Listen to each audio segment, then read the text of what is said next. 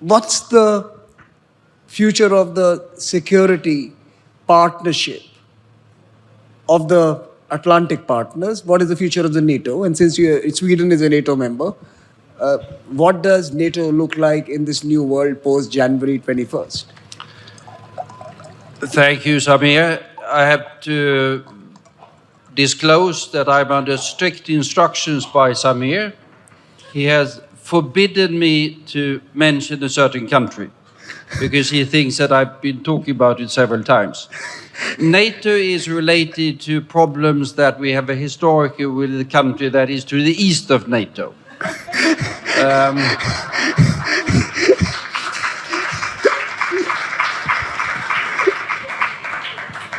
And that will remain the case. But the world is a fairly volatile place, and I think if you should describe shortly the position of Europe at the moment, we are in between the tags of Putin and the tariffs of Trump.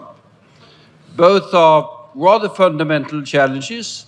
The one is a challenge to our security, the other one is a challenge to our prosperity, if one exaggerates slightly. And while that problem with that unnamed country to the east is new in its dimensions, but is new, it's been there for a long time.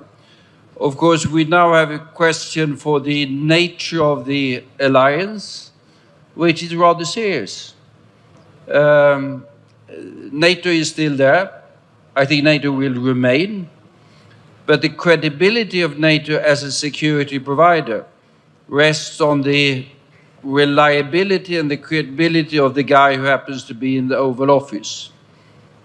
And what I understand from media reporting is that there are questions on the reliability and credibility of the present incumbent, on how he would react in terms of crisis. And then we have all of the tariff turmoil that is added to this particular situation. Now, Samir, I managed not to mention that particular word. No, I had asked Carl that can we attempt a thought experiment where we will not use the name of one country that you've used at least 1,500 times in the last 2.5 days. And he said, I will take it up, and he did it well. So yeah, applause to Carl for his fantastic... Carl, let me ask you just one more question, just a follow-up question. On the economic competitiveness, because I think the flip side of a security argument for Europe is a competitive European economy.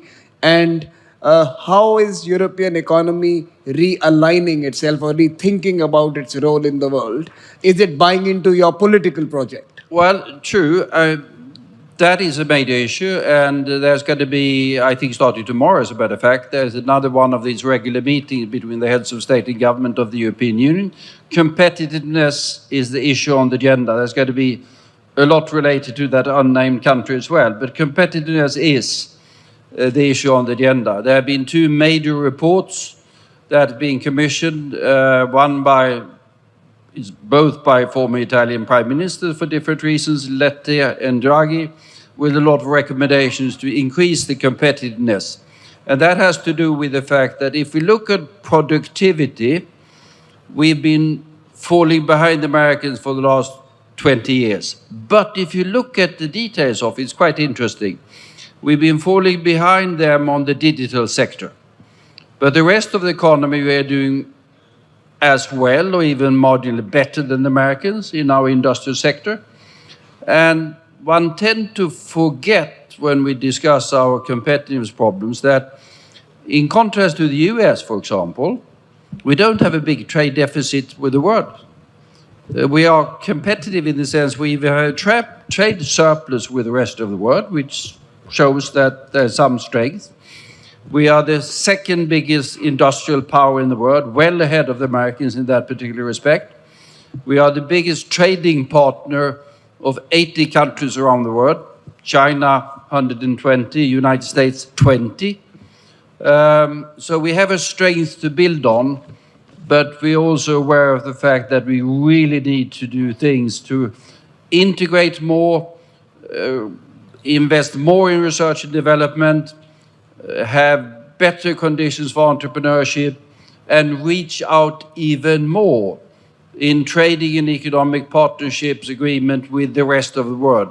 Because with due respect to the importance of the United States and its vibrant economy, most of the growth in the global economy in the decades ahead is going to be outside of that. And we need to be more present and more active and have better trade agreements there, India being very important. I think you raised two important points, new geographies and opportunities, and how can Europe partner with those. And I think this is the right moment for Europe to actually start recognizing that a world exists out on the other side of the map. But also, I think the digital part. You guys are world champions on regulation.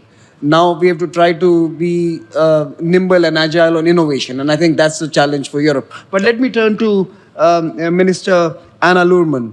And maybe just to follow up on my questions to Carl, because we also saw a fair degree of conversations on China during this conference.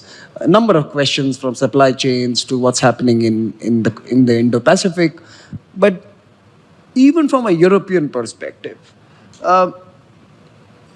there was some musing, maybe some whispers, maybe also some expressions, loud expressions, on China now not being that bad an option for Europe.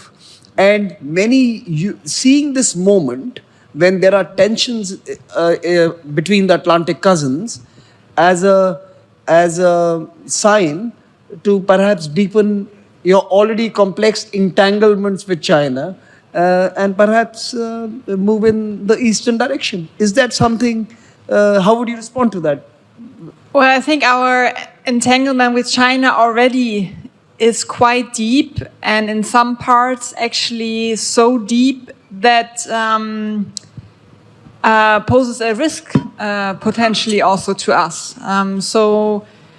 To me, our China policy has to really follow the idea of de-risking. I just give you one example. We currently import 95% of our solar cells from China alone, 95%. And this is really something that in the future we need to diversify this and here build on strengthening existing friendships and partnerships like with India to the extent that we can actually work on these issues together. I hear that a solar industry is being built up here now. Export opportunities to the EU sound like a win-win situation for both sides, which is also, I'm so excited that the European Commission has been here with the whole collegium to underscore also this renewed interest in the EU in deepening relations with India. And to me, that also serves our common interest actually to diversify and to de-risk also from China. We are, as you said, our relationship with China is complicated. We have areas where we are competitors in the economic field. Here, I think we really need to have an end of naivete, because we currently see that in some areas you see over-subsidies that actually then harm European industries. We see China also as a systemic rival when it comes to the question of democracy and autocracy. Again, here we have a very close friend and partner with India. But we also see China in some areas as a partner, for instance, in the climate field. These 95% of solar cells coming from China enable us to do our transition. We have now in Germany 2/3 of our electricity production from renewables.